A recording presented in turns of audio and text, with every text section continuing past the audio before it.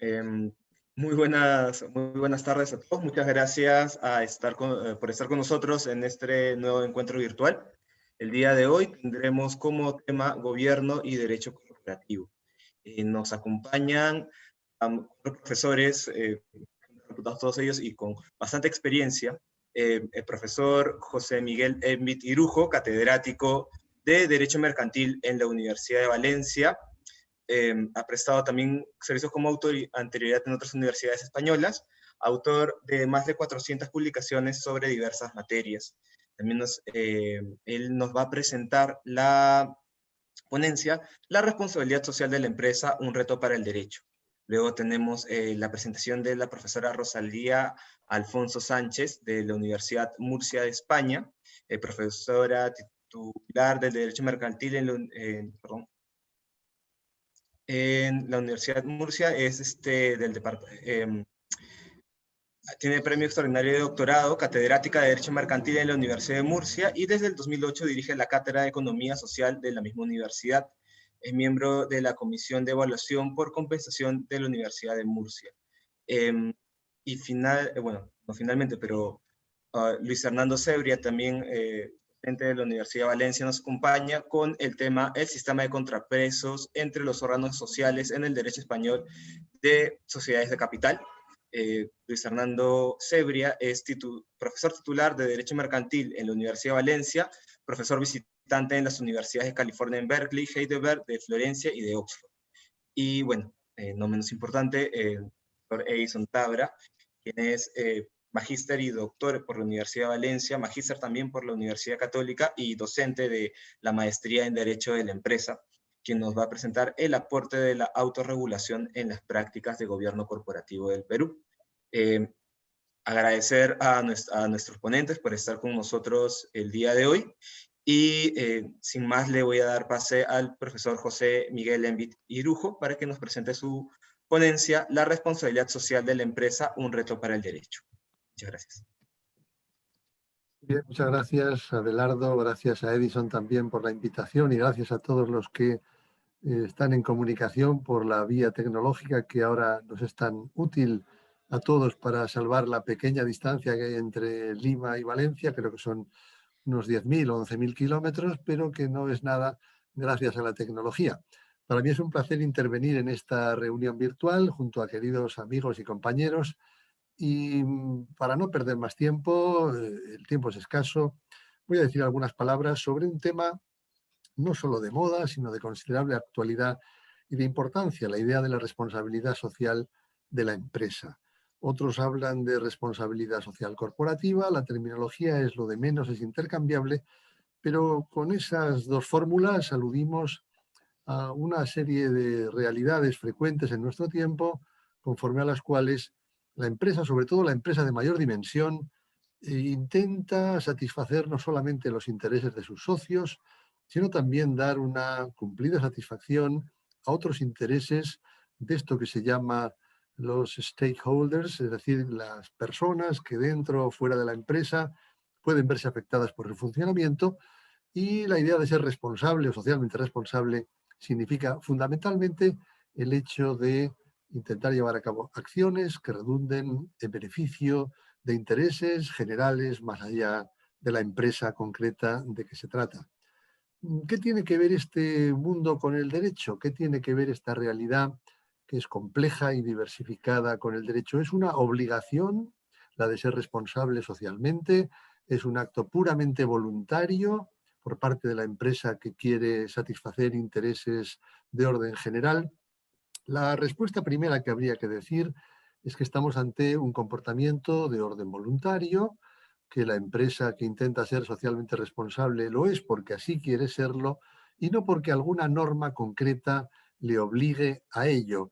Lo que pasa es que, como todos en la evolución social de nuestro tiempo y en el mundo que tiene que ver con la actividad empresarial, todo va muy deprisa y en muchos países encontramos alusiones a la responsabilidad social de la empresa desde diferentes perspectivas y desde diferentes perspectivas jurídicas, que es lo que nos interesa a nosotros.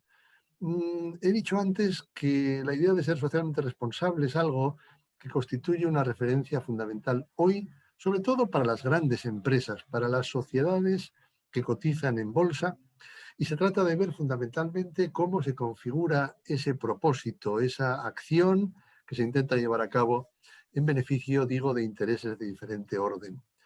Por poner el ejemplo del derecho español, pero la fórmula podría ser aplicada a muchos otros ordenamientos jurídicos, en España, normas que sean de naturaleza vinculante en torno a la responsabilidad social apenas existen. Lo que tenemos, y es muy reciente, desde 2018, y por influencia de la Unión Europea, es una regulación sobre lo que se llama el deber de proporcionar información no financiera, es decir, información relativa a la actividad de esa gran empresa en campos que no tienen que ver con la producción, que no tienen nada que ver con la comercialización o la financiación de su actividad de empresa, sino con intereses medioambientales, con la tutela de los derechos humanos, contra la lucha contra la corrupción, el soborno, contra el beneficio de diferentes niveles en favor de toda la sociedad. Esa normativa, como digo, se refiere a una cuestión que no podemos llamar esencial, sino meramente periférica. Se trata de informar sobre una cuestión, sobre un montón de cuestiones que tienen que ver con los asuntos que acabo de señalar y que ofrecen un perfil según el cual la empresa sería más responsable socialmente si proporcionara una información relativa a las actuaciones que desarrolla, por ejemplo, en favor de la sostenibilidad ambiental, en contra del cambio climático, a favor de la transparencia, de su actividad social, etcétera, etcétera, a favor de los derechos de los trabajadores, en beneficio de los derechos humanos, etcétera, etcétera. Como ven, por lo tanto, se trata de una regulación, repito, una ley de 2018, muy reciente, por lo tanto, que solamente se sitúa en un terreno, digo, periférico, externo, dar información. Pero en otro tipo de comportamientos ya no tenemos normativa vinculante en España y creo que tampoco en la mayor parte de los países de la Unión Europea. Lo que sí tenemos, y esto es interesante de advertir, es una regulación parcial y una regulación muy específica sobre esto de la responsabilidad social o de la sostenibilidad a través de lo que llamamos los códigos de buen gobierno corporativo. En todos los países, creo que también en Perú, existen una serie de formulaciones o de recomendaciones, ahora explicaré más la palabra, sobre esta cuestión, que no consisten en normas imperativas, que no consisten en normas vinculantes, que obliguen, por tanto, a los destinatarios de esas recomendaciones, sino que se trata únicamente de señalar, aquellas conductas que serían deseables y que aumentarían o mejorarían el perfil como entidad socialmente responsable de la sociedad en cuestión. Nosotros tenemos en España un código muy reciente de buen gobierno corporativo del año pasado, de 2020, entre cuyas recomendaciones encontramos muchas que tienen que ver con asuntos propios de la responsabilidad social. Otras tienen que ver con la conducta del Consejo de Administración, con la retribución de los administradores, con con la transparencia contable, con una serie de cuestiones. Pero muchas, repito, de esas recomendaciones tienen que ver con la responsabilidad social de la empresa. Me referiré enseguida a alguna de ellas para poner algún ejemplo. Lo interesante de estos códigos que están por todo el mundo, en Perú, en España y en muchos otros países, es que no formulan, repito, normas jurídicamente vinculantes, sino que proponen recomendaciones que las entidades destinatarias del código pueden seguir o no. Pueden seguir y, por lo tanto, realizar conductas en favor de la sostenibilidad o la responsabilidad social, o pueden no hacerlo. En este segundo caso, aquella sociedad cotizada, gran empresa, por lo tanto, que no siguiera esas recomendaciones, lo único que tiene que hacer es explicar por qué no lo hace. Es la regla conocida en todo el mundo, formulada en inglés, como comply o explain, es decir, seguir o explicar. Seguir las recomendaciones o no seguirlas y, en este segundo caso, explicar por qué no se siguen. Un ejemplo de recomendación relativa a la responsabilidad social y que tiene también que ver con el buen gobierno corporativo es la que se refiere en el de Código Español y en muchos otros de todo el mundo a la aspiración de conseguir que en los consejos de administración de las sociedades cotizadas exista una participación equivalente o igualitaria de hombres y mujeres. Este tema de la igualdad de los sexos o de la igualdad de los géneros, como ahora se dice, tiene también su proyección en el campo del gobierno de las sociedades cotizadas y una aspiración, nuestro Código de Buen Gobierno, el de España me refiero, intenta que frente a la tradición en la que la presencia de las mujeres era escasa o nula, esa presencia se vaya incrementando sin, ojo, sin proponer una cuota propiamente dicha, como tantas veces se habla en estos asuntos, sin establecer una paridad estricta, sino recomendando que las entidades destinatarias de esas sociedades cotizadas, las sociedades cotizadas, perdón, que las entidades como tales que reciben los códigos de buen gobierno decidan si quieren promover la incorporación de las mujeres a los consejos de administración, buscando progresiva o paulatinamente la equiparación o la igualdad. No solo en el consejo de administración, sino también en los altos cargos directivos de la propia sociedad cotizada. Pensemos no en la administración, en la gestión de la sociedad, sino pensemos también en la dirección o en las diferentes direcciones de la actividad empresarial, yo que sé, en la dirección financiera, en la dirección de la comercialización, de riesgos o de las actividades que se tuvieran por convenientes. Bueno, es una recomendación. Estamos hablando, por lo tanto, de una norma jurídicamente vinculante. Entonces, es interesante recopilar lo que voy diciendo en torno a que, repito, la idea de responsabilidad social es una idea paulatina y cada vez más relevante, que respecto de la cual el legislador no es partidario de establecer obligaciones concretas, salvo en lo que se refiere, repito, a las informaciones de carácter no financiero, para que, digamos, el mercado, al tener difusión esas informaciones, pueda apreciar si hay o no un comportamiento responsable por parte de la entidad obligada a informar. Pero al lado de ese escasísimo relieve de las normas vinculantes, de lo que los anglosajones llaman el hard law o derecho firme, podríamos decir en español, creo que tiene más importancia la vía del derecho blando, del soft law, que se pone de manifiesto en los códigos de buen gobierno y en los cuales encontramos, repito, recomendaciones diversas que van ampliando su campo, que van estableciendo, diríamos, paulatinamente nuevas posibilidades de incrementar la responsabilidad social y que yo creo que en este momento pueden darnos una idea de lo que es el estado concreto, diríamos, de la normativa, la palabra normativa, entre comillas, sobre responsabilidad social. Es verdad, y ya voy acercándome a la terminación de mi ponencia, es verdad que, no obstante, como en el mundo jurídico sucede, todos los temas tienen un desarrollo significativo e importante, y es verdad que se está hablando en algunos países de la posibilidad de ir más allá en la regulación de la responsabilidad social hasta el punto de poder llegar a establecer una normativa vinculante en algunos aspectos concretos. Así hay países como Francia, por ejemplo, que en relación con los grandes grupos empresariales imponen a la sociedad dominante un deber de vigilancia sobre el comportamiento de sus sociedades filiales, de sus sociedades controladas en otros países.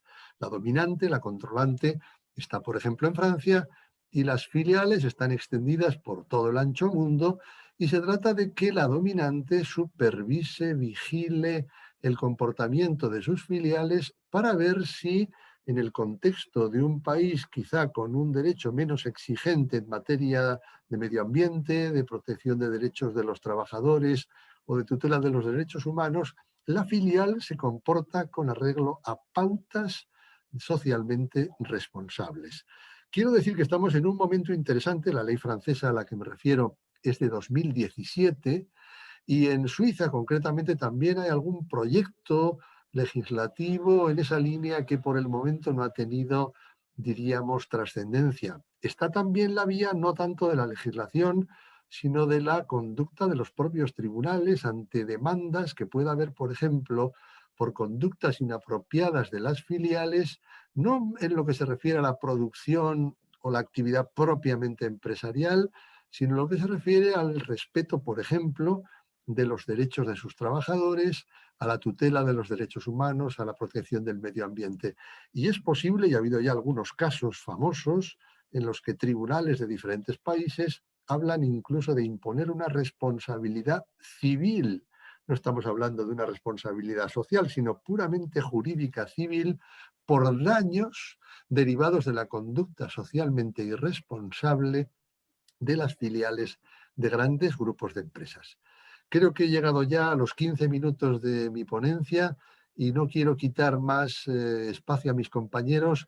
El tema, evidentemente, yo creo que todos los que nos oyen lo pueden entender de manera muy notoria, es amplísimo, extensísimo, está en desarrollo, está en devenir, pudiéramos decir, pero yo creo que el estado actual de la perspectiva jurídica en torno a la responsabilidad social se sitúa en las líneas que he intentado aclarar y, por supuesto, si hay alguna pregunta, algún comentario, pues ya entre Abelardo y Edison ya nos dirán cuándo procede o cómo se debe transmitir esa pregunta. Agradezco en todo caso su atención y espero que la ponencia haya sido o haya podido ser de utilidad. Muchas gracias. Muchas gracias, profesor. Ahora tendremos la ponencia de la profesora Rosalía Alfonso Sánchez de la Universidad de Murcia, España. Su ponencia será sobre la relación del derecho cooperativo con el derecho corporativo y la responsabilidad social corporativa.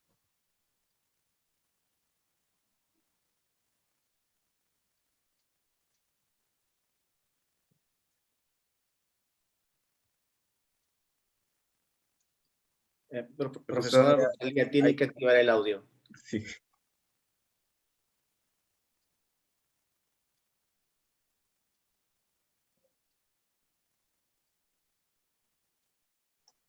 ¿Se me oye ahora? Sí. Vale, perfecto. Bien, pues estaba comentando que bueno, en primer lugar agradecer a la Universidad, mejor dicho, la Universidad Católica de Perú, al máster en Derecho de la Empresa, por permitirme participar en esta sesión junto con mi maestro José Miguel Enviz, con mis compañeros, en este caso con mi compañero Luis Hernando, que nos une una amistad y una interrelación a través del grupo de investigación Comenda muy, muy intensa y bueno, y encantada de haber podido conocer, aunque sea de esta forma a distancia, al profesor Edison Tabra y muchísimas gracias por invitarme a participar. Bien, el motivo o la temática de la ponencia que voy a desarrollar es la relación entre el derecho cooperativo y el gobierno corporativo y la responsabilidad social corporativa. He planteado la exposición en tres puntos. Para mí el elemento clave para la interconexión de estas cuestiones están los valores y principios cooperativos, de tal manera que analizaremos esos valores y principios conectados a la responsabilidad social y también su incidencia en los códigos de buen gobierno. En el primer apartado, en lo que tiene que ver con la relación entre valores y principios cooperativos y la responsabilidad social y el gobierno corporativo, hay que recordar que estos principios fueron formulados por la Alianza Cooperativa Internacional en el año 1995 y que se consideran auténticos pilares y unas normas fundamentales para configurar la organización y el funcionamiento de esta sociedad cooperativa. La verdad es que a través de los congresos que va celebrando la Alianza Cooperativa Internacional a través de los distintos años, digamos que se va viendo la evolución de estos principios cooperativos. En realidad, el Congreso de Manchester de 1995 fue muy fundamental porque contenía una declaración muy novedosa de la identidad cooperativa. En él se afirmaron unos valores cooperativos, se redefinieron los principios cooperativos y se determinó que los principios cooperativos eran pautas mediante las cuales las cooperativas ponían en práctica sus valores. ¿Cuáles son esos valores cooperativos y esos principios cooperativos? Os he planteado este cuadro para que de forma rápida podamos ver que se tratan de principios y de valores que tienen mucho que ver con la responsabilidad social corporativa, como veremos más adelante. Aparte de los valores de autoayuda, responsabilidad, democracia, igualdad, equidad, solidaridad, también nos encontramos con la honestidad, la transparencia, la responsabilidad social y la vocación social. Valores que luego en los distintos principios cooperativos se van asentando en cuanto al principio de puerta abierta, gestión democrática de los socios, participación en el capital y en la actividad cooperativizada, autonomía e independencia de la propia entidad, cooperación entre cooperativas y finalmente el interés por la comunidad, que tiene mucho que ver con nuestra responsabilidad social. Bien, esos principios y esos valores se constituyen en criterios informadores, tanto de la actuación del legislador como también de los particulares en cuanto a la autonomía de la voluntad, pues porque tienen que respetarlos a la hora de introducir determinadas previsiones en sus pactos estatutarios. ¿Cuál es la consecuencia de que no se observaran esos principios cooperativos? Pues que estaríamos ante falsas cooperativas que no serían admitidas por el movimiento cooperativo internacional. Claro, pero la virtualidad de estos principios cooperativos como criterios informadores de la actuación del legislador, ¿de dónde parte? Pues parte del general entendimiento de que han de ser respetados por la regulación si se quiere que una forma social se corresponda con la cooperativa. Y si no fueran comúnmente aceptados como directrices, pues serían sistemáticamente obviados por los legisladores. Por eso la ACI recomienda no solo que las cooperativas incorporen en sus estatutos estos principios, sino que también los gobiernos, que el legislador, basen en ellos su propia legislación o sus propias normas sobre cooperativas. Nos adentramos ahora en esa conexión entre responsabilidad social, sus principios, sus postulados, con los valores y los principios cooperativos. La verdad es que existe una estrecha relación entre esos valores y principios y los postulados de la responsabilidad social de la empresa. Esa estrecha relación es una premisa que es manifestada por el propio movimiento cooperativo, también por la doctrina. En definitiva, se llega a decir que la sociedad cooperativa lleva en su ADN la responsabilidad social corporativa. Pero, ¿cómo podríamos verificar si esta afirmación es cierta? Pues confrontando los principios y los valores cooperativos con los postulados de la responsabilidad social, pues que se han ido asumiendo por las distintas instancias, instituciones u organizaciones. Por ejemplo, si tomamos como referencia el estándar IQNet del año 2012, que está asentado en los postulados de responsabilidad social que marca la norma ISO 2600, nos encontramos con que en esos postulados tenemos la rendición de cuentas, la transparencia, un comportamiento ético, respeto a los intereses de las partes, respeto al principio de legalidad, respeto a la normativa internacional de comportamiento, respeto a los derechos humanos, por ejemplo, ¿no? Bien, pues en mi apreciación personal, si conectamos estos tres bloques de los valores, los principios cooperativos y los principios o postulados de responsabilidad social, podemos encontrar una relación directa entre todos ellos. Esto nos permitiría avanzar o concluir que las cooperativas se encuentran en una posición privilegiada para implementar los criterios de responsabilidad social corporativa en su gestión empresarial, por la propia naturaleza de estas cooperativas y de esos postulados. La propia Comisión Europea ha tenido ocasión de indicar que algunos tipos de empresas, como las cooperativas, tienen estructuras de propiedad y de gobernanza que pueden ser especialmente propicias para una gestión empresarial responsable. Bien, pero esto nos va a provocar un riesgo que yo me he atrevido y pido perdón quizá por la opción que he elegido, lo he llamado vulgarización de los principios cooperativos. Porque este paralelismo entre los valores y los principios cooperativos y los postulados de la responsabilidad social tiene como consecuencia que en las cooperativas las acciones socialmente responsables no vienen determinadas por motivos externos o comerciales, sino que están ligadas de forma medular a la propia forma social cooperativa, a esta forma de empresa. Esta consideración a priori podría ser positiva, ¿no? Pero nosotros le hemos encontrado un aspecto quizá desfavorable, que es el que he apuntado como riesgo de vulgarización de estos principios cooperativos. ¿Y por qué podemos encontrar ese riesgo? Pues por el propio auge de la responsabilidad social corporativa. ¿Qué manifestaciones podríamos aludir o alegar respecto de ese auge? Pues el gran número de instituciones surgidas en los últimos 20 años, en los distintos ámbitos, internacional, supranacional y nacional, cuyo objetivo es articular y desarrollar diferentes iniciativas, estándares o modelos de responsabilidad social para fomentar esos compromisos de responsabilidad, para trasladar esos compromisos a la gestión empresarial y para comunicar los resultados de la relación con sus grupos de interés. Aquí tenemos alguna, para visualizar la intensidad con la que la responsabilidad social ha motivado a las distintas entidades o organismos. Tenemos aquí desde el año 1997 al 2012 en el ámbito internacional las distintas iniciativas que se han ido produciendo. Pero ¿cuál es entonces la consecuencia de esta expansión de la responsabilidad social? Pues como ha tenido ocasión de decir el profesor Envicirujo, se ha incardinado en la propia estructura organizativa de las empresas. Es decir, las empresas pretenden ser socialmente responsables, llevan a cabo múltiples y diversas acciones que son susceptibles de englobarse en lo que llamamos responsabilidad social, desde una mera perspectiva interna, pero también en relación con los grupos de interés. Claro, y aquí viene el riesgo de vulgarización, porque gracias a la responsabilidad social corporativa, los modelos empresariales propiedad de sus inversores, digamos que se reinventan o adoptan una nueva marca. Es decir, asumen una finalidad que va más allá de la pretensión de maximizar los beneficios.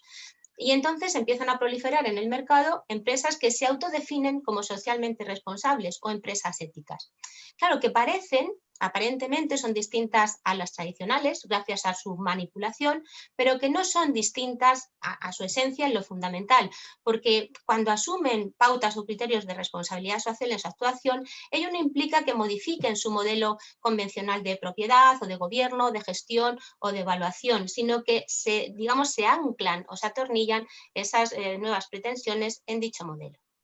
Por el contrario, las cooperativas sí que son diferentes en lo fundamental desde nuestro punto de vista, porque sus valores de participación y sostenibilidad sí que determinan su forma de propiedad, de gobierno, de gestión y de evaluación. Es decir, que su nivel de autenticidad como empresas socialmente responsables no puede ser igualado por el resto de las empresas que se autodenominan éticas o responsables. Claro, pero esto provoca una preocupación en la Alianza Cooperativa Internacional, porque las empresas denominadas socialmente responsables empiezan a utilizar el lenguaje, los mensajes, que hasta poco eran considerados como propios e identitarios de las cooperativas. Y entonces surge la posibilidad de que sea difícil diferenciar en el mercado cuándo estamos o no ante una sociedad cooperativa. ¿Cómo podemos atajar esa disfunción?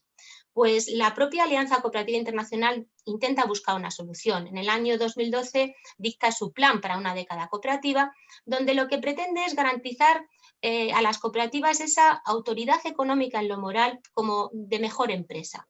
Y entonces la pretensión es construir el mensaje cooperativo y definir la identidad de las cooperativas. Claro, porque la distinción entre identidad y mensaje es relevante. La identidad es el significado que tienen las cooperativas para el propio sector y sus miembros, y el mensaje es la forma en que se comunica y se proyecta esa identidad hacia el exterior, hacia el mundo. Un ejemplo de esta nueva modelo o intención de promover la identidad cooperativa es la creación en el año 2013 de una marca cooperativa por la Alianza Cooperativa Internacional. Lo que se pretende es que la identidad cooperativa sea una de las marcas éticas más conocidas del mundo. Bien, y una vez que hemos visto la interrelación entre principios y valores cooperativos y responsabilidad social, vamos a ver ahora cómo actúan en el ámbito del buen gobierno. Porque solo el cumplimiento de los valores y principios cooperativos por parte de la cooperativa y de sus miembros va a lograr satisfacer los intereses de todos los grupos de interés, valga la redundancia, que se dan en la cooperativa. Y esta es la realidad que subyace en el fondo en la propia definición de cooperativa que nos da la Alianza Cooperativa Internacional, como asociación autónoma de personas que se han unido voluntariamente para hacer frente a sus necesidades y aspiraciones de todo orden, como vemos aquí, económicas, sociales, culturales, comunes, por medio de una empresa de propiedad conjunta y democráticamente controlada. Bien, entonces la ACI, consciente de la importancia de los principios en el buen gobierno de las entidades cooperativas, ha considerado conveniente ofrecer una orientación sobre cómo se tienen que aplicar los principios cooperativos a la gobernanza y a la actividad de las cooperativas del siglo XXI. Y ha dictado lo que llama notas de orientación para los principios cooperativos en el año 2015. Un instrumento que consideramos de una utilidad indiscutible porque tiene un alto nivel clarificador, ayuda al entendimiento de cada principio, a la comprensión de todos los aspectos que engloba y que entendemos tiene que ser tenido en cuenta en la gobernanza y en la gestión de las cooperativas. a modo de ejemplo, en las notas para la aplicación del principio democrático, que digamos que es el cuerpo y el alma de la gobernanza cooperativa, se nos indican una serie de cuestiones que tendrían que tener en consideración todas las cooperativas a la hora de redactar sus estatutos y de realizar una actuación, digamos, socialmente responsable. Perdón que a lo mejor me he pasado aquí. Bien, espera un momentito, a ver si consigo. Bien, estos son los elementos que la Alianza Cooperativa Internacional considera que hay que tener en cuenta, en concreto en ese principio cooperativo. Transparencia, responsabilidad, cuestiones relativas al órgano de administración, remuneración de directivos, cualificaciones y códigos de conductas de los cargos electos, etc. Bien, a nuestro juicio, cualquier pretensión de articular un código de buen gobierno para cooperativas debería tener muy en cuenta las previsiones de estas notas que acabamos de indicar. No solamente con respecto al principio democrático, sino también a cualquiera de los otros 6 principios de las cooperativas, porque sus previsiones, digo yo, que permitirían superar muchos de los obstáculos que plantea la construcción de un código de esta naturaleza para las sociedades cooperativas, cuando lo que hacemos es tomar como referencia los propios de las sociedades de capital.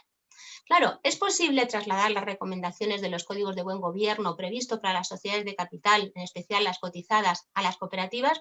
Bueno, sabemos que todos los códigos lo que pretenden es mejorar la gestión de las empresas y de la vida social en general a través de comportamientos transparentes e íntegros, digamos, en tareas, como ha dicho el profesor Envid, cercanas al interés general. La regla general es que están dirigidos a sociedades cotizadas. En algunas excepciones se aconseja la aplicación a sociedades no cotizadas, y en raras ocasiones también los hay para sociedades no cotizadas.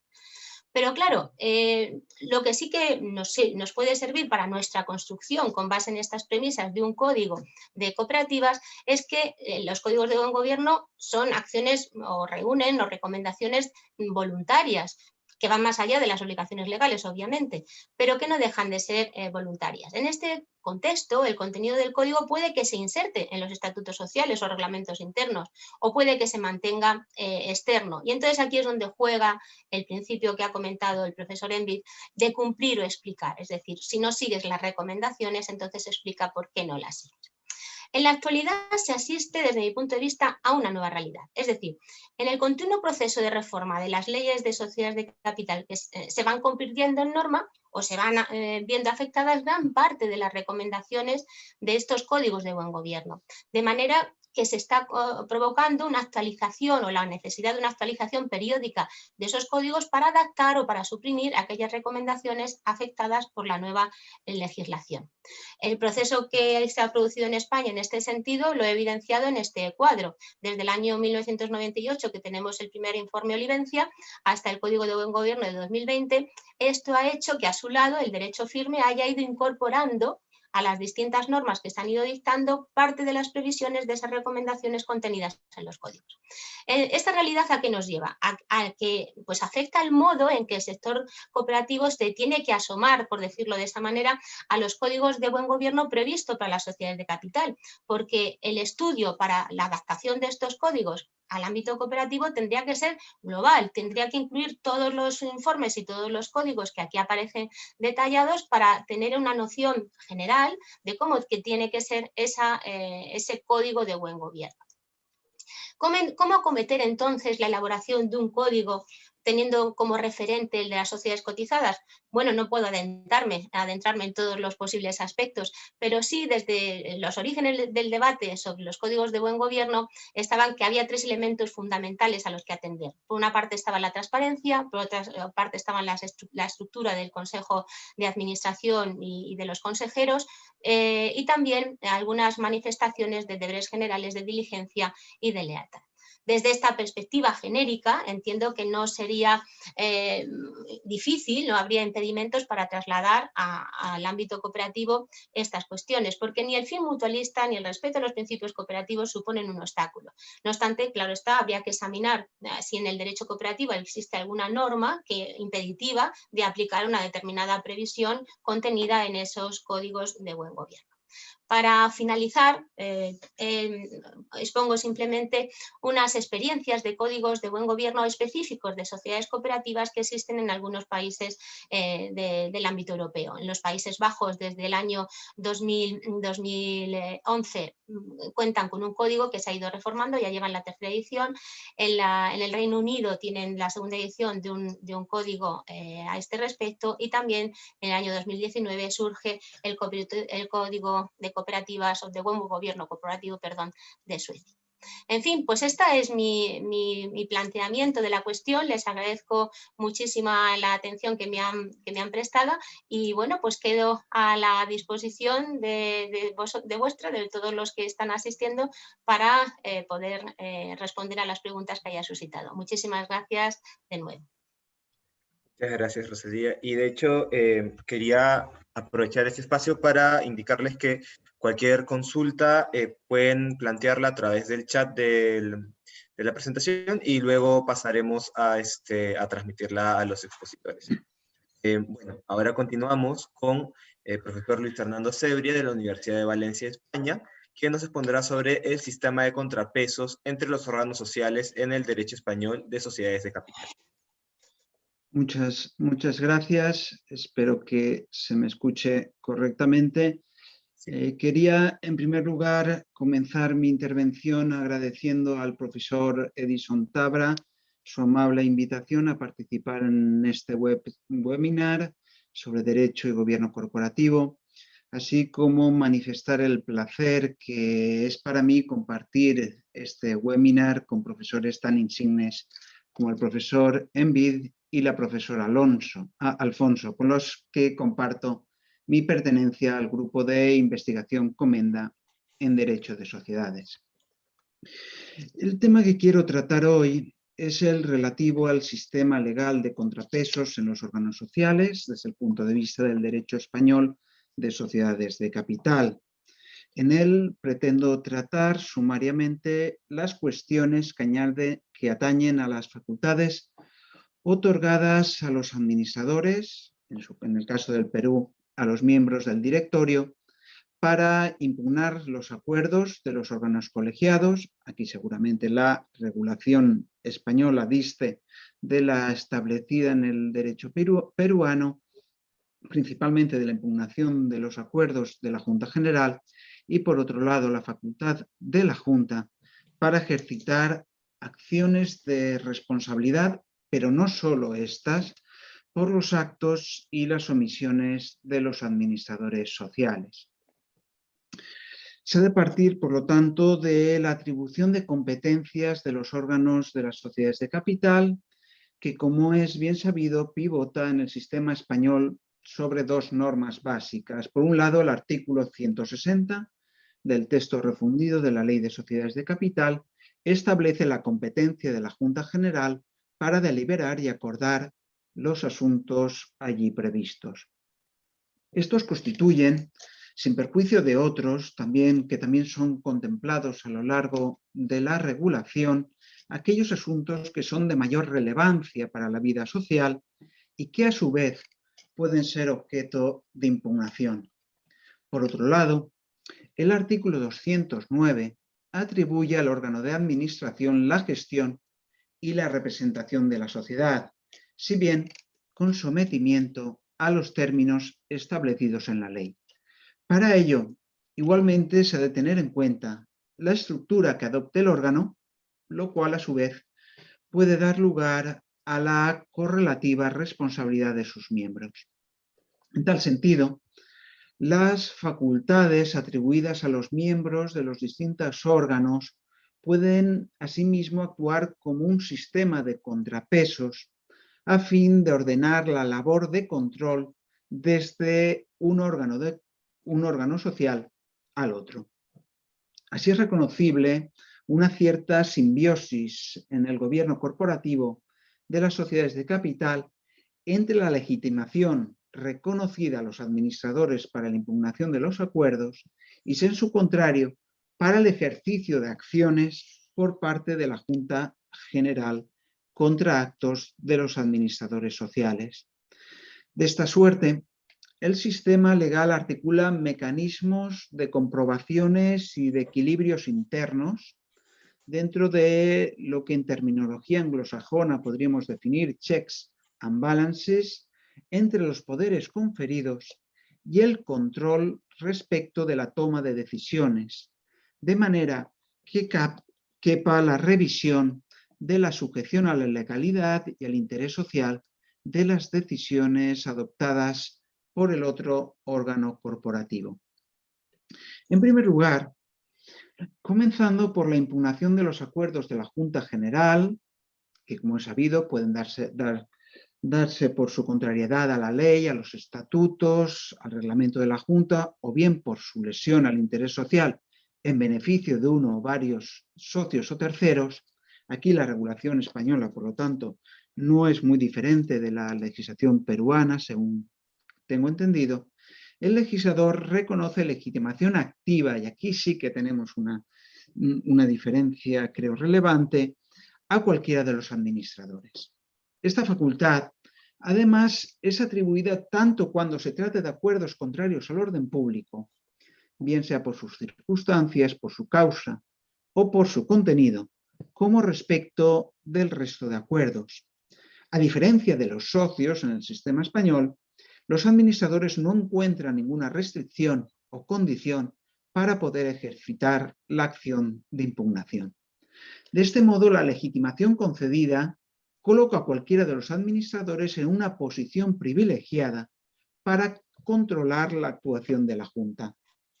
Con todo, el administrador impugnante procesalmente puede quedar en una situación enfrentada a la del otro administrador que representa a la sociedad y que, por lo tanto, mantenga la validez del acuerdo. En relación con la representación exclusiva que corresponde a los administradores, habida cuenta que la dirección debe dirigirse contra la sociedad, por carecer la Junta General de personificación, se ha de tener también presente, en primer lugar, que la Junta mantiene la facultad de designar un representante para mantener la validez de este acuerdo.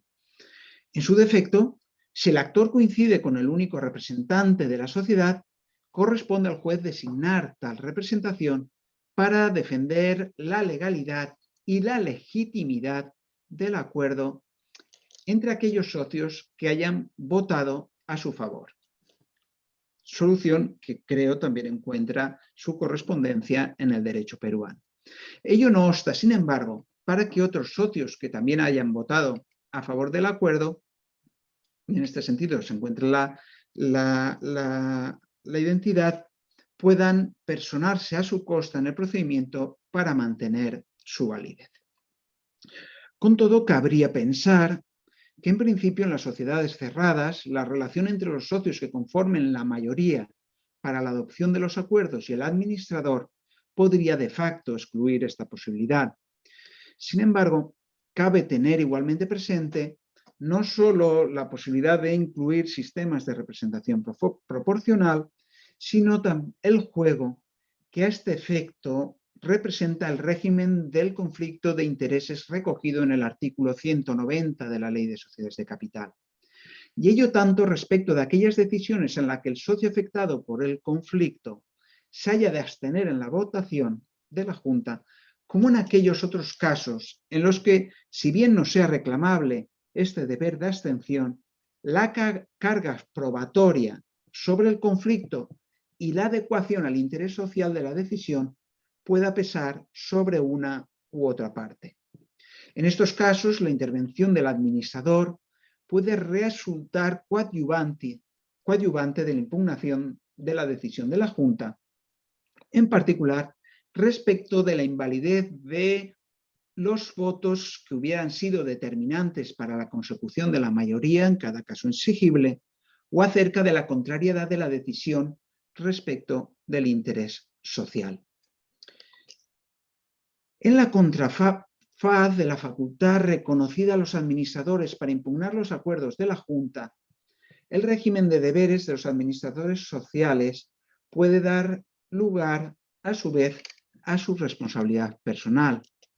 A tal efecto, el artículo 236 de la ley española incorpora de una parte las infracciones legales y de los estatutos, respecto de los cuales presume la culpabilidad, y de otra los incumplimientos de los deberes de diligencia y de lealtad, que por el contrario requieren la concurrencia de dolo o culpa.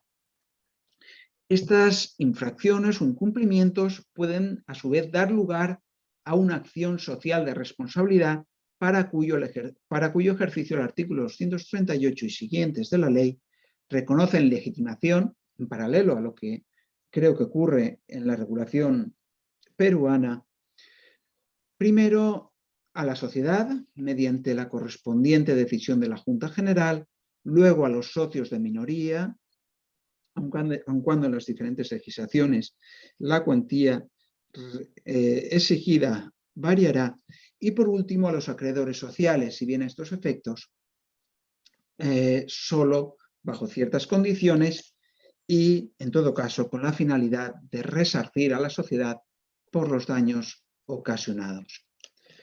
No obstante, en este punto el legislador es igualmente sensible a la común vinculación, al menos en las sociedades cerradas, entre los administradores y la mayoría del capital, así como a los riesgos que comporta que los administradores puedan obstaculizar el ejercicio de esta acción. Por ello, de un lado, reconoce legitimación subsidiaria a los socios de la minoría, así como para oponerse a la renuncia al ejercicio de esta acción. Por otro, atribuye una acción directa en caso de una eventual infracción del deber de lealtad a estos socios de la minoría. Junto a ello, merced a la competencia de los administradores para convocar la Junta General, permite que ésta pueda adoptar el acuerdo, aunque no conste en el orden del día, y además impide que los estatutos sociales puedan establecer mayorías cualificadas para la adopción de estos acuerdos. En concreto, y en primer lugar, el artículo 238 reconoce esta legitimación a la Junta General, cuyo ejercicio da lugar a los efectos allí previstos, en particular a la destitución de los administradores afectados. Pero el régimen anterior, en caso de infracción del deber de lealtad, se ha de unir la especialidad contenida en el apartado segundo del artículo 227 respecto de la devolución a la sociedad del enriquecimiento injusto obtenido por el administrador, así como las acciones específicas del artículo 232. Todas estas posibles pretensiones, como resultado de una eventual infracción del deber fiduciario de lealtad del administrador frente a la sociedad, mantienen un carácter autónomo respecto de la responsabilidad por daños, al paso que la legitimación para su ejercicio ha de corresponder igualmente a la Junta General. Todo este constructo, en definitiva, junto a la facultad de la Junta de cesar al administrador, reconoce remedios armonizadores para reparar los daños causados a la sociedad, para la recuperación del enriquecimiento injusto obtenido por el administrador y para el ejercicio de las correspondientes acciones de impugnación, de cesación, de remoción de efectos y, en su caso, de anulación ante actos realizados con infracción del deber de lealtad, lo cual, por otra parte, ha de considerar también la relación que tenga el tercero, si se trata de un tercero de buena fe, o si estamos ante situaciones de personas que se encuentren especialmente vinculadas con el administrador. Asimismo, en relación con las causas y con la legitimación para la impugnación de los acuerdos de los órganos colegiados de las sociedades de capital, se ha de hacer mención al régimen jurídico previsto para la impugnación de los acuerdos del Consejo de Administración y de sus comisiones delegadas. En este ámbito, el artículo 251 de la Ley de Sociedades de Capital remite al régimen establecido para la impugnación de acuerdos de la Junta, aun cuando entre las causas de impugnación incluya también las infracciones del reglamento del mismo Consejo. Pero en el concreto aspecto de la legitimación activa, el artículo 251 la reconoce igualmente a los administradores, respecto de los cuales habrá de estar a la doctrina de los actos propios, a fin de excluir que aquellos que aprobaron el acuerdo y que por lo tanto puedan incurrir en responsabilidad, también puedan impugnar su propia decisión como medio exculpatorio. En tal sentido, el artículo 237 establece el criterio de conformación de su responsabilidad a partir de su carácter solidario. En todo caso, y salvo las singularidades apuntadas, resulta reconocible un régimen de impugnación compartido tanto para los acuerdos de la Junta General como del órgano de administración, en su caso el directorio, cuando adopte una forma colegiada de actuación. Y todo ello sin perjuicio de su deber de vigilancia respecto de los delegados y de los apoderados que designe dentro del ámbito de su responsabilidad. Mientras exponer en un trazo grueso las posibilidades de impugnación de acuerdos y de ejercicio de acciones por actos de los administradores en el derecho español, quiero finalmente, para concluir, rememorar aquí las palabras de Montesquieu, cuando escribió que el libre comercio no es un poder otorgado a los comerciantes para hacer lo que quieran, sería más bien su servidumbre. Lo que molesta al comerciante no obstaculiza el comercio. Tampoco las competencias de los órganos sociales son un poder omnímodo otorgado a sus miembros, sino que son más bien su servidumbre, cuando no su deber, en particular cuando hayan de quedar orientadas hacia el affectio societatis al resto de miembros y al interés social, entendido como el interés de la sociedad. No obstante, las posibilidades legítimas de su actuación en el ejercicio de sus respectivas facultades y potestades jurídicas, lo que en definitiva pueda molestar a los intereses personales de los miembros de la sociedad, sin embargo, por medio de las impugnaciones y del ejercicio de las correspondientes acciones, puede favorecer el buen gobierno corporativo. Por último, en este contexto, cabría ubicar una reciente incorporación al artículo 225 de la Ley de Sociedades Española, muy reciente, de este mismo año y en vigor a partir de este mes, dedicado al deber general de diligencia, que señala el deber de los administradores sociales de subordinar su interés particular al entero interés de la empresa, lo cual nos podía llevar a enlazar la cuestión con la responsabilidad social, empresarial o corporativa. Esto, por lo tanto, introduce nuevos matices en la regulación actual y en las control y en la actuación de los miembros de los órganos sociales dentro de las competencias que les sean atribuidas. Bien, con estas últimas reflexiones creo que he utilizado el tiempo que tenía asignado. Finalizo mi exposición y quedo a la espera de cualquier comentario u observación que tengan por conveniente. Muchas gracias por la atención. Muchas gracias, profesor Ebria. Ahora tenemos la última ponencia de parte del profesor Edison Tabra, que nos va a hablar sobre el aporte de la autorregulación en las prácticas de gobierno corporativo del Perú. Bueno, muchísimas gracias, Abelardo. Agradezco ante todo al programa de Maestría en Derecho a la Empresa de la Pontificia Universidad Católica del Perú por la invitación. Aparte de eso, me siento muy honrado de participar en este webinar junto a tan distinguidos expositores de España. Y bueno, al ser yo el último, pues básicamente me abocaré un poco a dar algunas pinceladas de lo que ya se ha comentado y bueno, terminaré un poquito haciendo alguna relación con la legislación peruana, sobre todo respecto a la práctica del gobierno corporativo, ¿no? Y la autorregulación.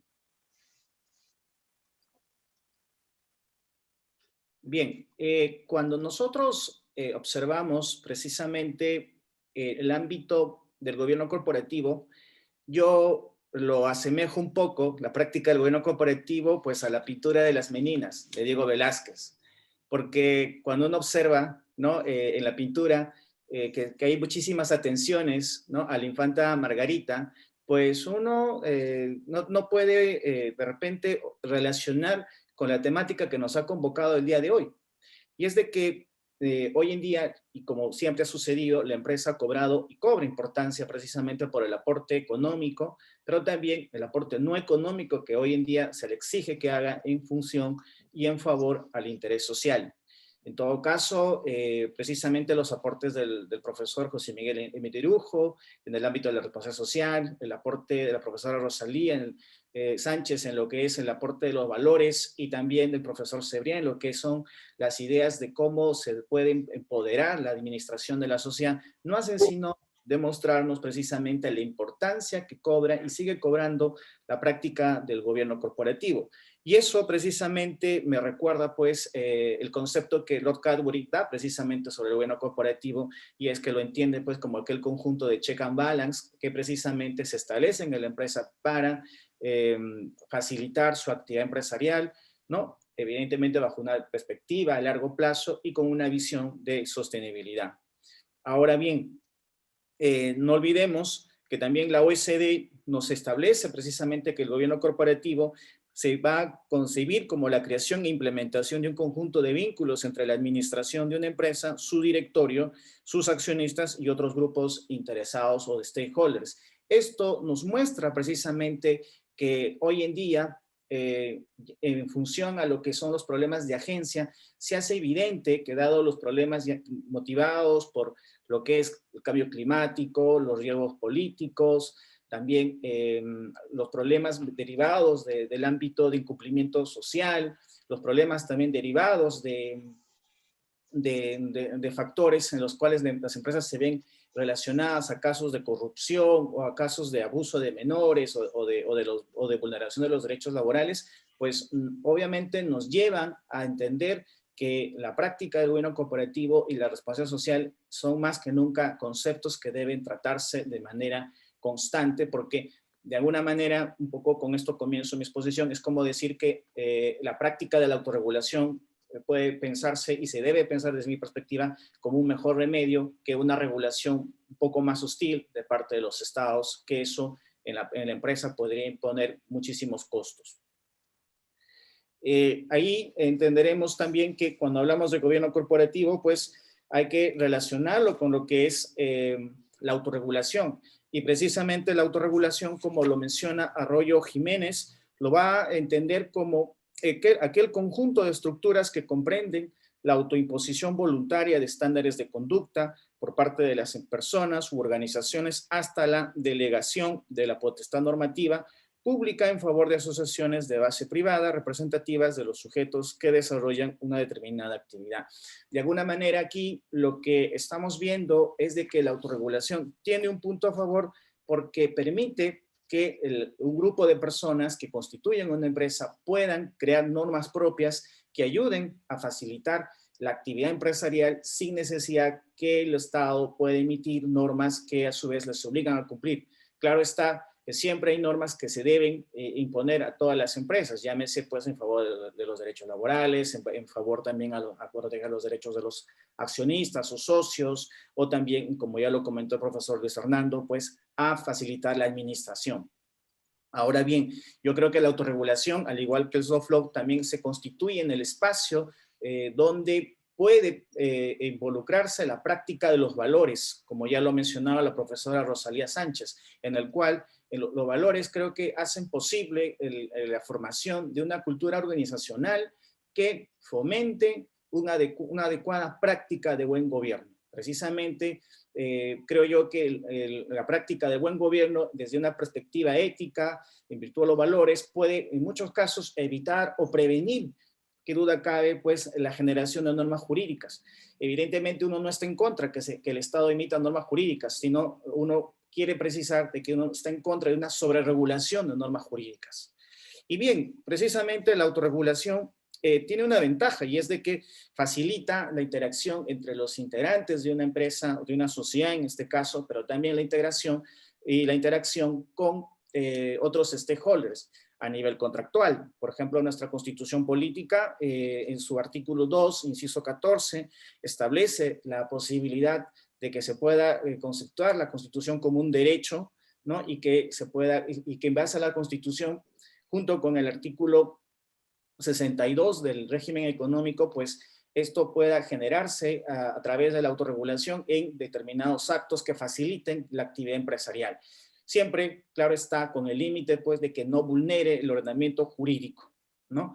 Ahora, un punto también que es, yo creo, importante a favor de la autorregulación desde la perspectiva peruana es el uso de los convenios societarios, ¿no? Es decir, en nuestro artículo 8 de nuestra Ley General de Sociedades se promueve precisamente la posibilidad de que dos o más socios puedan celebrar precisamente acuerdos entre sí respecto a la organización, respecto a la toma de decisiones, sin que de por medio pues haya una norma que les exija más allá de aquella que vulnere evidentemente el ordenamiento jurídico. Ahora bien, la relación entre la autorregulación, ¿no? Y el gobierno corporativo, qué duda cabe, pues como se dice, que el gobierno corporativo va a utilizar muchas veces las normas autorregulatorias que le van a permitir, ¿no? Establecer un adecuado sistema de pesos y contrapesos para proteger los intereses de una parte de los miembros de la empresa. Es decir, que aquí, ¿no? El gobierno corporativo, creo yo, desde mi perspectiva, debe tener en la autorregulación aquel arma que permita crear normas propias acordes a la empresa, acordes a su esencia, acorde a su filosofía empresarial, que permita precisamente que pueda interactuar con los stakeholders, pero sobre todo también facilitando la actividad empresarial. Creo yo que ese es un punto a favor, ¿no? Y que si bien es cierto, hay aspectos o campos en los cuales se tiene que regular, por ejemplo, el ámbito ambiental, el ámbito social, pues estos deben ser propuestos por el Estado, pero debe dejarse al ámbito privado la posibilidad de que pueda involucrarse en su cumplimiento, ¿no? Con cierta flexibilidad. Y precisamente el profesor José Miguel Epitirujo nos menciona, ¿no? que la autorregulación constituye el ejercicio de la libertad contractual como parte de la autorregulación societaria en lugar de un determinado régimen legal. Precisamente el uso de los contratos privados permitirá la implementación y el cumplimiento de normas de conducta que involucran el cumplimiento de prácticas de buen gobierno corporativo. Precisamente ahí creo yo que la autorregulación me parece, y concuerdo en ese sentido con el profesor José Miguel, de que creo que es un mecanismo mucho más eficaz que de repente que el Estado imponga. Si bien es cierto, en España ya hay un Estado, o ya se encuentra en un Estado ya más marcado de imposición de normas estatales, en el Perú todavía eso no sucede, y esto es porque aquí la cultura que tenemos desde una perspectiva jurídica es principalmente la concepción de que el sector privado debería desarrollar, ¿no? normas propias, y que si en caso sus fines fallan, llámese en el ámbito de gobierno o de repente ambiental o social, pues recién el Estado debería emitir las normas desde una perspectiva subsidiaria. Ahora bien, en el caso del buen gobierno corporativo y su relación junto con el soft law, pues precisamente tenemos que entender que la autorregulación encuentra, por decirlo así, varias vertientes, ¿no? Pero lo que yo creo que aquí es de que tenemos que tener presente que la autorregulación nos debe proponer precisamente qué normas se deben incluir, pero encontrar en el soft law aquellas ideas, aquellas recomendaciones que permitan precisamente que el sector privado pueda involucrar dichas normas en sus propuestas de gobierno corporativo. Y creo yo que ahí la propuesta del esquema que propone el profesor José Miguel de hablar de una suerte de hard law y soft law, pues nos ayuda bastante, porque precisamente a través del hard law se va a proponer un esquema legal en el cual se incluyan normativas que el legislador considera que son necesarias, que se deben implementar en la administración de la empresa, pero debe de haber un esquema del soft law donde se cruce esta idea con la autorregulación y ahí precisamente las empresas puedan crear sus propias normas que les permita precisamente facilitar su actividad más que restringirlas, ¿no? A nivel de soft law, nosotros tenemos, como sucede en muchos ámbitos del mercado latinoamericano, pues muchísimas recomendaciones de lo que es de la OECD, también de la Comisión Andina de Fomento, en el ámbito corporativo, en el ámbito de mercado de valores, el regulador recibe o asume las recomendaciones de IOSCO, y también en el ámbito financiero, pues del Banco Internacional de Pagos, ¿no? A través de los criterios de Basilea. Ahora bien, aquí yo creo que también soy un poco crítico en este sentido, porque hay determinadas recomendaciones que muchas veces no van con la relación o con nuestra realidad. Por ejemplo, hay una recomendación de la Comisión Andina de Fomento respecto al tema de los directores independientes, de la cual yo soy un poco crítico, porque las recomendaciones van en el sentido de entenderlo, en este caso el consejero externo, como una suerte de apoyo en la administración, pero yo soy un poco más proclive de entender que el director independiente debe ser alguien que priorice la supervisión, priorice, ¿no?, el control de lo que se haga en el Consejo de Administración a efectos de proteger el interés de los grupos, ¿no?, de interés de la empresa.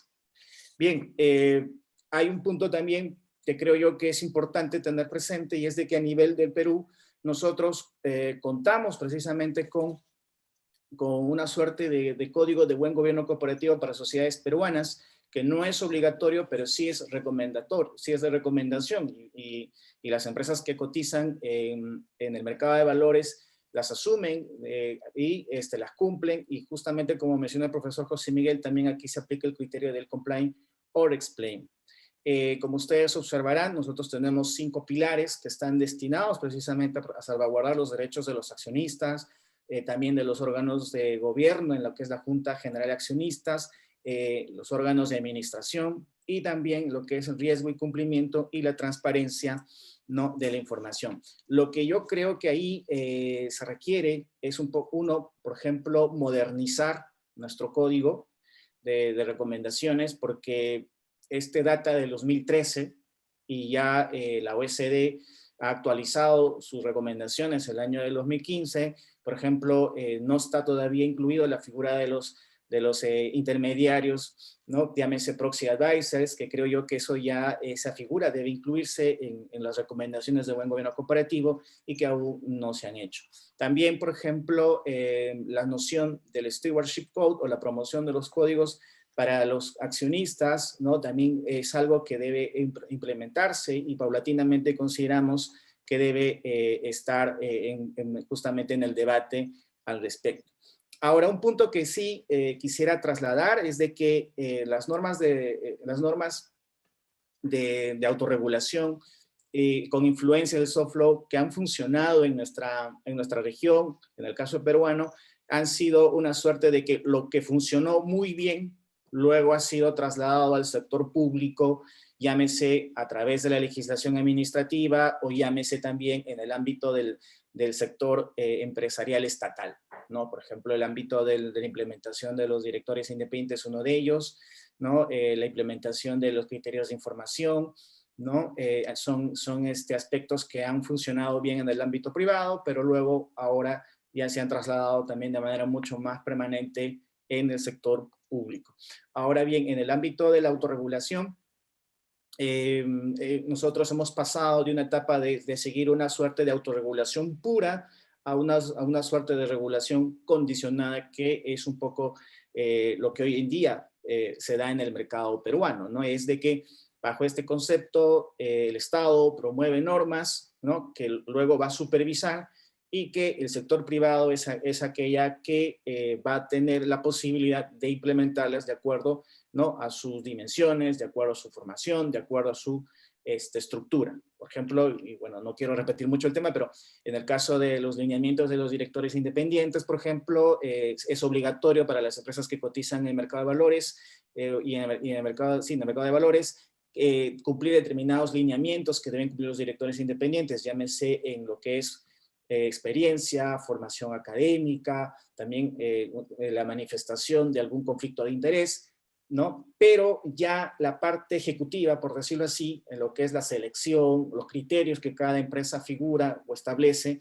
pues ya se deja al ámbito, ¿no? de empresa que pueda aplicarlos. La idea es un poco del legislador, es ser, ¿no? una suerte de intermediario, es decir, bueno, te doy lineamientos, son obligatorios, me los cumples, pero tú debes ver la manera de cómo lo acomodas cada criterio de acuerdo a tu organización. Y bueno, un punto que crítico, con el cual voy a terminar, es el ámbito que, como ustedes observarán, que es básicamente el último reporte sobre el cumplimiento de normas de buen gobierno corporativo que se han emitido a nivel de mercado de valores. Y eso es un punto crítico, y es de que, como ustedes observarán, solamente voy a indicar solo uno. Por ejemplo, me resulta todavía preocupante de que en pleno siglo XXI y con el factor digital, pues muy pocas empresas todavía en el ámbito latinoamericano, local, tengan muy pocas o no todas, o una buena mayoría, por ejemplo, no cuenten con una oficina de relación con inversores, ¿no? Entonces, por ejemplo, ahí es algo que nos muestra todavía la necesidad de fortalecer, ¿no? La práctica de buen gobierno corporativo, porque, como vuelvo a decir, si estas prácticas no se cumplen, pues tendremos que el Estado, en muchos casos, ahora nos encontramos en una etapa de cambios, ¿no? Del tipo político, pues podemos tener un tipo de Estado un poco más interventor, y creo yo que no hay que dar esos motivos si es que el mercado mismo lo puede establecer. Y bueno, solamente un poco para terminar, y con esto yo confieso un poco mi gusto por la pintura.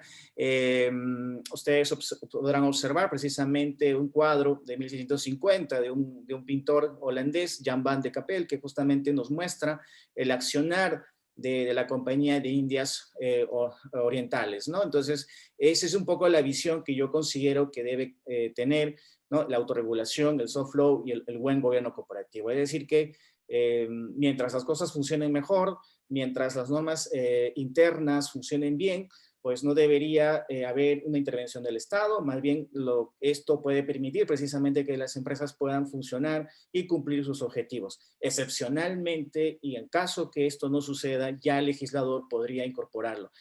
O en todo caso también coger la experiencia y irlo incluyendo en futuras legislaciones. Por ejemplo, en el anteproyecto de la Ley General de Sociedades se ha propuesto, ¿no? La creación de los comités, pero siempre dando esta flexibilidad a la empresa de acomodarlo a su estructura.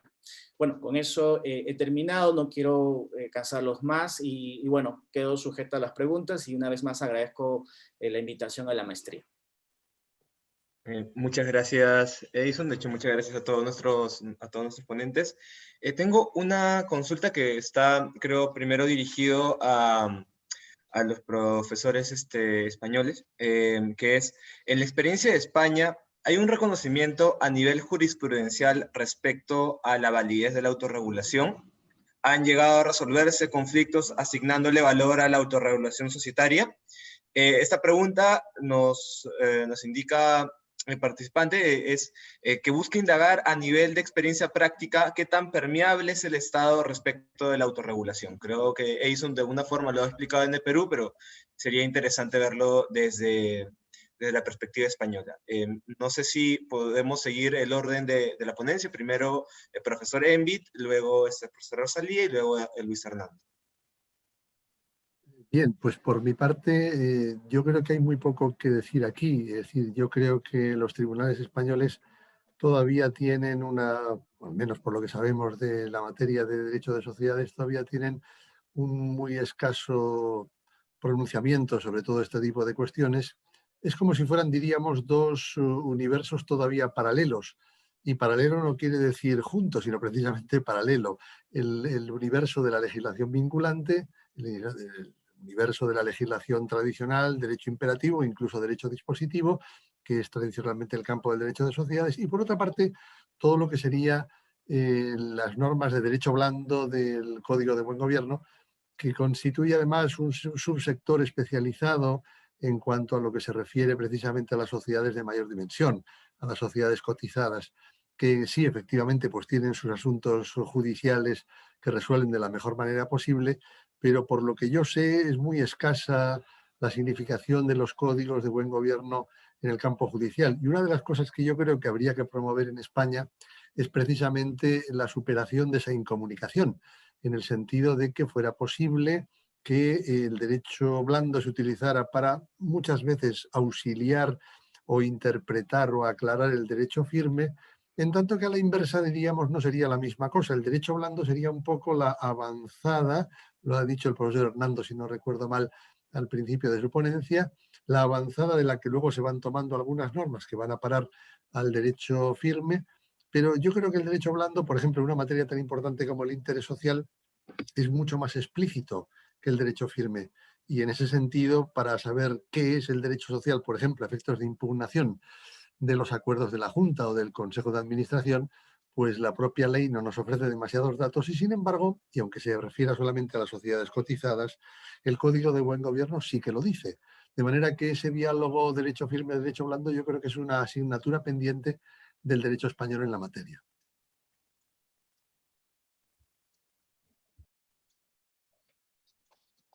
Rosalía o Luis Fernando, si quisiera añadir algo más. No, yo por mi parte coincido plenamente en lo que dice el profesor Vicirujo. Todavía, digamos, no tenemos, no han llegado a los tribunales cuestiones en las que, o no tenemos constancia, que hayan llegado a los tribunales cuestiones que tengan que ver con la aplicación de recomendaciones de soft law por parte de las sociedades. Así como dice el profesor Envid, siempre se pueden utilizar como criterios interpretativos a la hora de que surja algún conflicto, como criterios interpretativos en cuanto a la imposibilidad, el no haber cumplido o no haber bueno, pues, seguido la recomendación o la exigencia que ellos a lo mejor se habían autoimpuesto.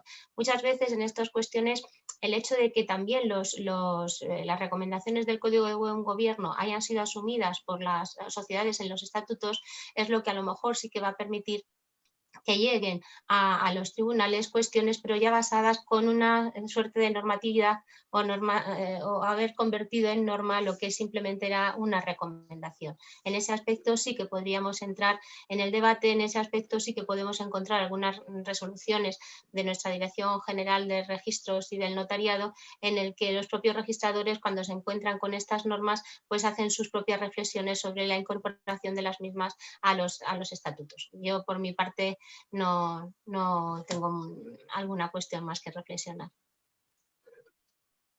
Sí, yo por último, para concluir, me uno a las, como puede ser de otra manera, a las consideraciones anteriores. Yo solo querría destacar que se ha de tener en cuenta que cuando hablamos de soft law estamos en términos de cumplir o explicar, con lo cual la problemática que deriva de la explicación seguramente, como se ha advertido anteriormente, tenga que ver con el hecho de si esas manifestaciones son exactas o son inciertas. Y si, como bien ha expuesto la profesora Alfonso, estas prácticas son solamente, desde el punto de vista, por ejemplo, medioambiental, lo que los anglosajones denominan el greenwashing, es un lavado de cara para dar una apariencia que realmente no sea adecuada o no se ajuste a la realidad del gobierno corporativo de esas sociedades, y en su caso se ha de tener en cuenta que el derecho blando recibe un reproche no tanto por parte de la vía indemnizatoria reparatoria, sino un reproche por vía de la reputación en el mercado. ¿En qué punto esta falsedad del contenido que se incorpora a documentos de información no financiera tiene relevancia, puede suponer una responsabilidad para los administradores? Incluso porque las cuentas presentadas o los documentos presentados no se ajusten a la realidad. Bien, ese es un camino que yo creo que está por explorar y del cual en España, que yo sepa, existen pocas referencias jurisprudenciales hasta el momento.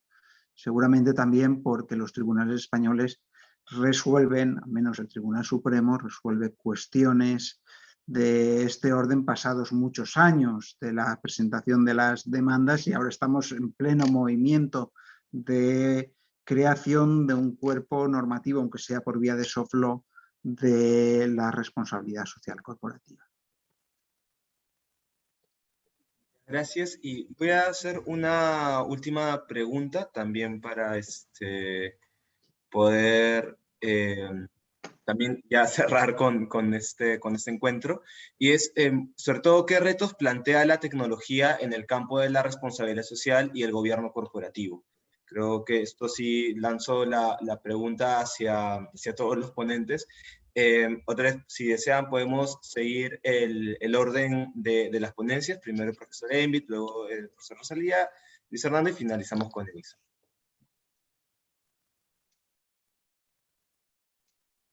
Bien, pues yo creo que el reto es inmenso. Ya no se trata solamente de un reto, sino en buena medida de una realidad. Lo que pasa es que aquí también las 2 o 3 velocidades o todas las posibles velocidades a las que se desarrolla el mundo digital pues condiciona en buena medida también estas circunstancias. En España, por ejemplo, las sociedades cotizadas están obligadas a tener página web, pero las restantes no. Y hay muchas sociedades que carecen de ese instrumento para anunciar, pues yo qué sé, la convocatoria de la Junta o para establecer comunicaciones con los socios. De manera que todavía hay muchas sociedades en las cuales ese instrumento fundamental no existe o está muy poco desarrollado. Por otra parte también, sin embargo, sí, pues hay algunas circunstancias, por ejemplo, la convocatoria de la Junta a través de correo electrónico, pues es una circunstancia que ha llegado a la Dirección General de los Registros en el Notariado en alguna ocasión, plenamente válida, siempre que tenga alguna garantía de control o de seguridad. Y por otra parte, los temas de blockchain, que son de tanta actualidad, pues constituyen todavía, al menos para el común de las sociedades, una materia todavía por explorar. Yo creo que, porque eso plantea además cuestiones de orden que podríamos llamar de registro, de prueba, de muchas cuestiones que ahora en este momento pues no son posibles de tratar. Hay un planteamiento regulador a nivel de la Unión Europea, una directiva sobre digitalización que tiene que ser transpuesta a los ordenamientos de los Estados miembros. Entonces yo creo que la cuestión es clave no solamente para el gobierno corporativo, sino para todo el derecho de sociedades.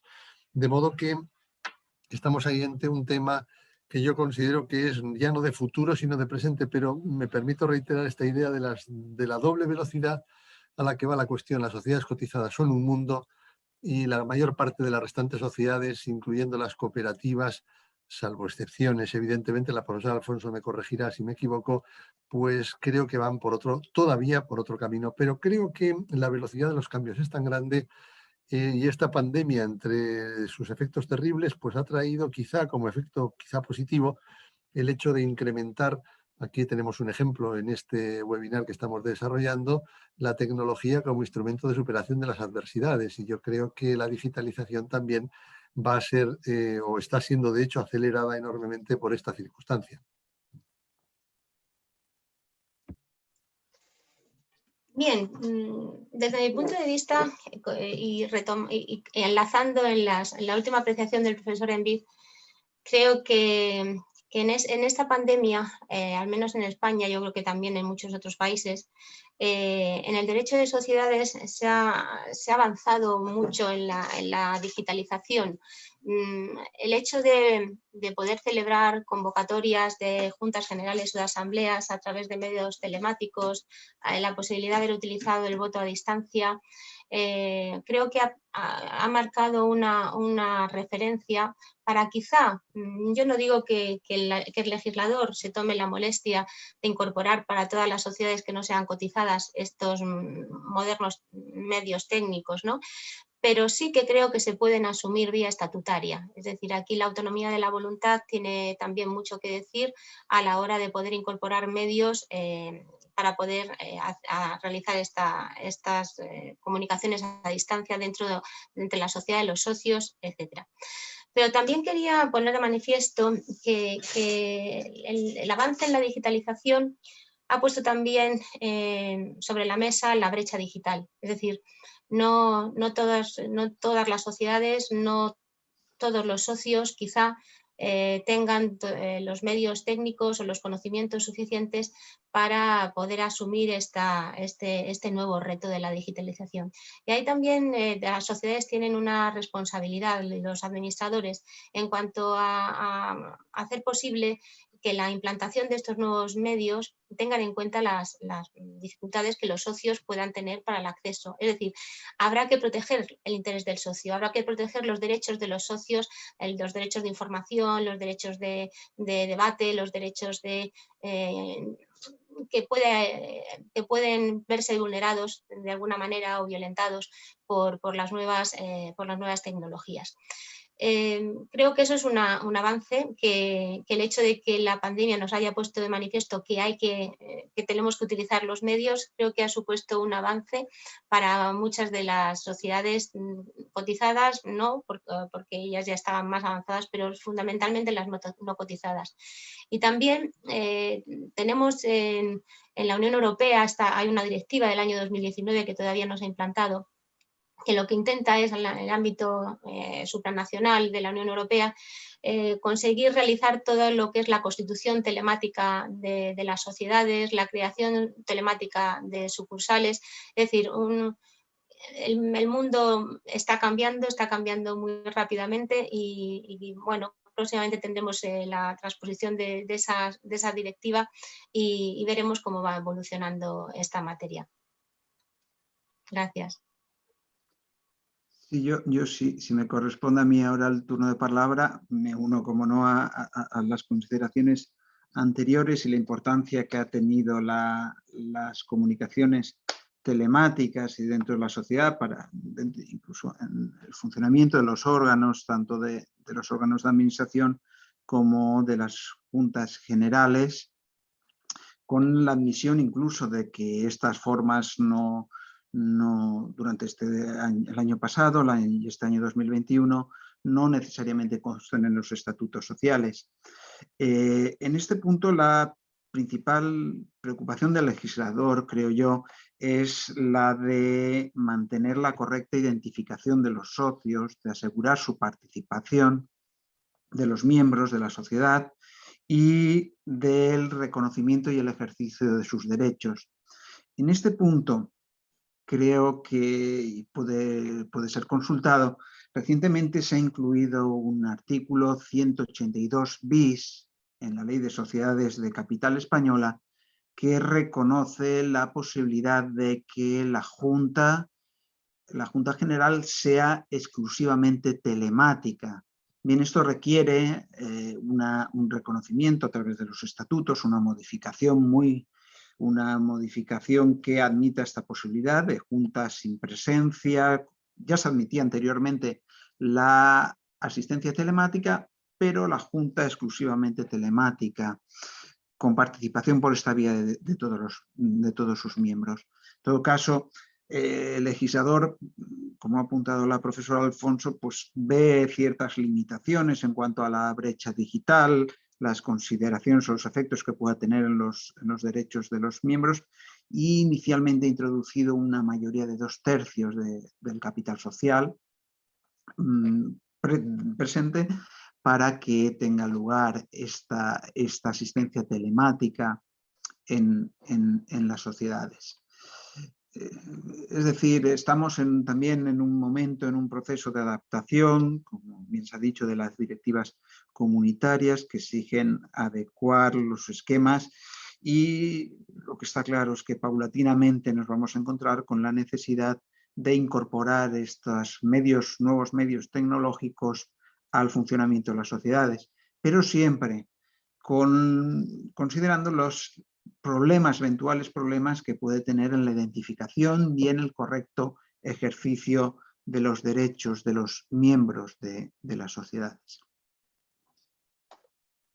Bien, solo para acotar lo que han comentado los profesores, en el terreno de la responsabilidad social, por ejemplo, en el Perú se está haciendo una promoción de lo que es el consumo responsable a nivel del comercio electrónico. ¿no? La Autoridad de Protección al Consumidor ha estado emitiendo una serie de recomendaciones al respecto, precisamente porque hay por parte de los proveedores, por parte de las empresas, una serie de incumplimientos. Nosotros hemos tenido un poco emulando el Black Friday, pues varios cyber woes, ¿no? En las cuales, bueno, hay alguna serie de condiciones y muchas de ellas son peligrosas o perjudiciales precisamente para el consumidor, ¿no?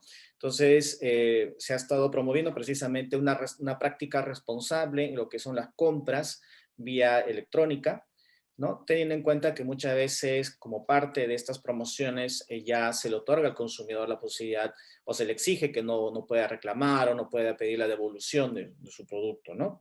Ahora, un punto que un poco viendo en el lado también digital, el ámbito de las redes sociales, ¿no? Hemos visto que las redes sociales hoy en día utilizan una gran cantidad o poseen una gran cantidad de nuestros datos personales, datos bueno, de los usuarios.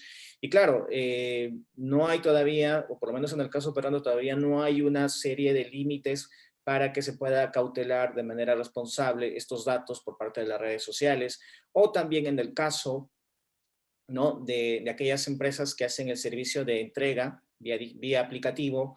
Todavía no hay, digamos, una legislación del todo robusta para que se pueda cautelar los datos personales. Nosotros tenemos una autoridad de protección de datos personales, pero que todavía tiene un trabajo incipiente y todavía no logra cautelar, ¿no? los derechos precisamente de los usuarios en lo que son, ¿no? sus datos personales. Ahora bien, en el ámbito, un poco también del ámbito de la ciberseguridad, recién el gobierno ha emitido una política nacional de ciberseguridad. Hemos tenido hace 3 semanas también a la profesora Elena Pérez, que nos hablaba un poco de la práctica de la ciberseguridad en Europa, y nosotros todavía recién estamos un poco comenzando con esta publicación de esta política, y un poco también en la preocupación porque recientemente muchas entidades, sobre todo financieras, han sido objeto pues de ataques cibernéticos, y urge precisamente cautelar el interés de los consumidores, que es un poco por el lado que he visto en el Perú. En el lado societario, claro está, también fíjense ustedes, tenemos una ley de firmas digitales del año 2000, pero que cuando se dio la pandemia, pues muchísimas empresas, personas jurídicas, no la habían utilizado, ¿no? Entonces se suscitó ahí muchos problemas porque, claro, en muchos casos, muchas de las transacciones no se pudieron llevar a cabo. También se ha emitido a nivel del mercado de valores justamente una resolución precisamente que permite la realización de las asambleas virtuales, ¿no? Ahora, esto en el caso, como ya lo mencionó el profesor José Miguel, yendo a una suerte de doble velocidad, ¿no? Claro, queda un poco pendiente en el Perú, por ejemplo, cómo será la situación del 95% de empresas que son pequeñas, microempresas o sociedades cerradas, que claro, en el caso de ellas, un poco les quedará, como lo comentaba, ¿no? Un poco autorregularse, un poco emular las normas que han visto que se aplican en el ámbito de las empresas cotizadas y aplicarlas a su organización. Y un punto quizás, y con esto termino, es un problema más propio del Perú, ¿no? Nuestro sector empresarial es 70% informal. Y eso es un problema que ha generado precisamente que en el caso de las ayudas, ¿no? de parte del Estado, pues en favor para que no entren en problemas de insolvencia y sobre todo no echen a la calle a los trabajadores, pues ha generado precisamente de que esta informalidad no se permita que estas empresas se acojan a estas ayudas, ¿no? Y también en el terreno de atención al consumidor, también la informalidad ha hecho pues que muchas veces no se guarden los protocolos, ¿no? Y ha habido una poca diligencia de parte de los administradores y claro, al no haber una suerte de control, ya sea por parte de los accionistas o por parte de los administradores, claro, un tema de informalidad pues se puede hacer muy poco, ¿no? Entonces un tema que en el Perú queda pendiente es precisamente, y que ha quedado demostrado, es solucionar, yo lo que diría, los famosos riesgos de informalidad, ¿no? Que de alguna manera afectan la empresa, afectan la sostenibilidad y sobre todo creo que es una invitación precisamente en las empresas grandes, formales, a que en el marco de su política de responsabilidad social exijan, ¿no?, a estas pequeñas empresas a que se formalicen y puedan llevar a cabo pues, sus actividades de manera normal, ¿no? Eso sería todo. Muchas gracias. Muchas gracias a todos, de hecho al profesor Envid, al profesor Luis Fernando, Rosalía, a Edison por estar con nosotros el día de hoy, y muchas gracias también a todos los asistentes por acompañarnos durante más de una hora en esta serie de exposiciones que ha sido de hecho bastante interesante, bastante enriquecedora, y espero de hecho contar y verlos nuevamente en otro evento y ojalá en un futuro de manera presencial. Y bueno, nada, volver a agradecerles a todos, muchas gracias y nos vemos en otro encuentro virtual. Muchísimas gracias, profesor José Miguel, Rosalía, un placer, y Luis Fernando. Muchas gracias. Muchas gracias, muchas gracias. Muchísimas Gracias a gracias por vosotros. contar con nosotros. Un abrazo, hasta pronto, hasta muy pronto. Hasta pronto. Gracias. Un Hasta abrazo, pronto. un abrazo. Hasta luego. Adiós, adiós, adiós. Hasta luego, Gracias, hasta luego. adiós, adiós, adiós.